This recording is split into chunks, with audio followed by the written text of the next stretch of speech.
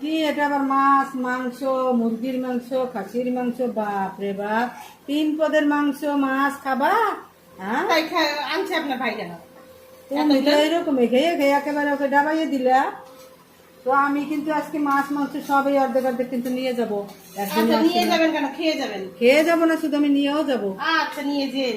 আর কি করবেন? আপনার তো এই কাজ আসবেন আর জ্বালাবেন, শুধু এটা নিয়ে বড়টা নিব। আর কিছু কাজ আছে আপনার? বলবো আপনার আর কি কাজ আছে? আসবেন আর জ্বালাবেন। বাড়ির কাছে এই ননদ থাকা খুবই জ্বালা। কি আর করবেন আপনি? 2 দিন পর পর আসবেন আর জ্বালাবেন। বাড়ির কাছে ননদ থাকা খুবই জ্বালা।